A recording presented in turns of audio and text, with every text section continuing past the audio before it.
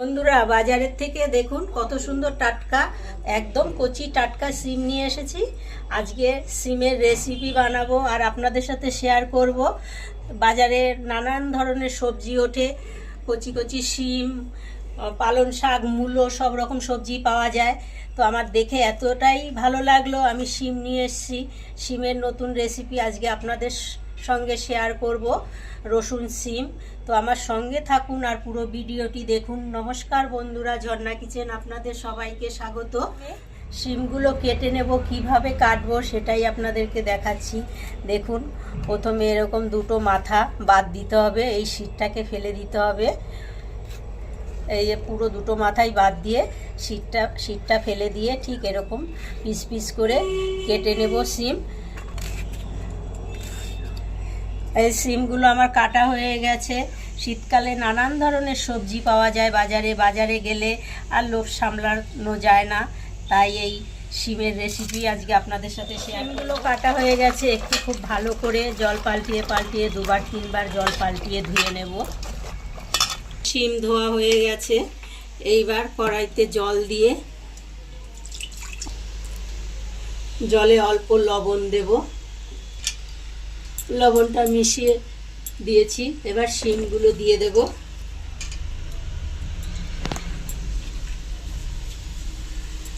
শিমগুলো দিয়ে ঢাকা দিয়ে ভাপ দিয়ে নেব 2-3 মিনিট।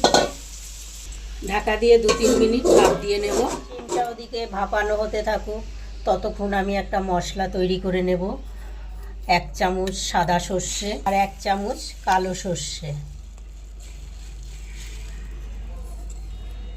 সাথে দেবো একটা কাঁচা লঙ্কা, দেবো অল্প একটু নুন দিয়ে বেটে নেব।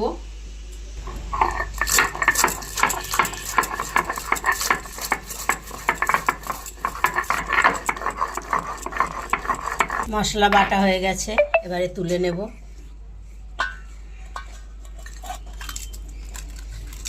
এবারও কোয়া রসুন নিয়েছি, রসুনটা একটু থেতো করে নেব। এই রান্নাটাতে একটু রসুনের পরিমাণটা একটু বেশিই দিতে হবে। রসুনটা কিন্তু বেটে দেবেন না, এরকম থেতো করেই দেবেন।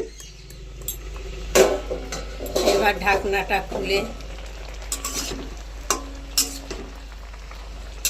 এই জলটা একদম শুকিয়ে ফেলতে হবে, আর একটু জলটা শুকিয়ে যাক। এরকম করে ভেঙে ভেঙে দিয়ে সিমটাকে ভালো করে মিশিয়ে নিতে হবে। এবারে সিমটাকে নামিয়ে নেব। কড়াইটা পরিষ্কার করে কড়াইতে দিয়ে দেব সরষের তেল 2 চামচের মতো। দেব একটা শুকনো লঙ্কা, 1/2 চামচ কালো জিরা,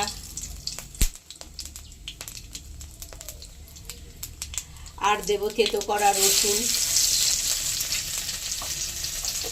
ভালো করে রসুনটা একটু ভেজে নেব।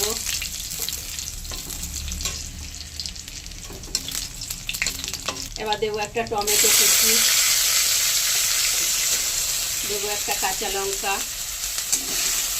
ঝালটা আপনারা বুঝে ব্যবহার করবেন।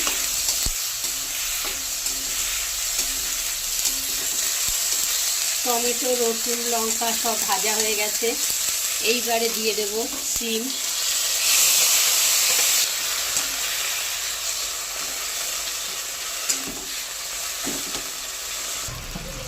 এবার দেব 1/2 চামচ হলুদ, আর দেব সর্ষে কাঁচা লঙ্কা বাটা।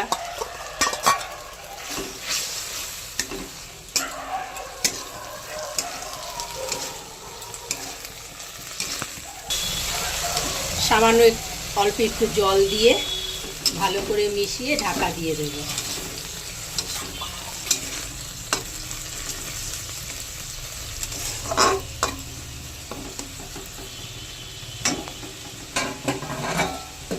ঢাকা দিয়ে আবারও 2-3 মিনিট রান্নাটা করে নেব।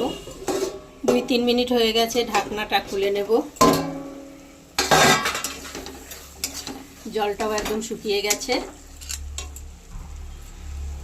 আমি একটু চেক করে দেখেছিলাম, নুনটা একটু কম আছে, তো সামান্য আর একটু নুন দিয়ে দেব। আর দেব অল্প একটু চিনি। নুন চিনি দিয়ে ভালো করে একটু মিশিয়ে নেব।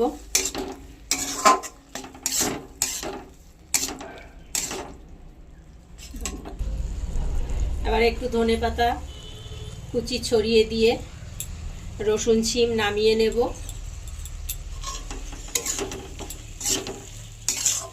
রসুন শিম গরম গরম ভাতের সাথে সার্ভ করার জন্য একদম রেডি।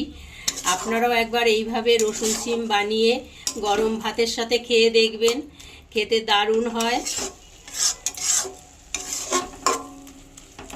এই অবধি ছিল আমার আজকের ভিডিও। আশা করছি আপনাদের ভীষণ ভালো লেগেছে।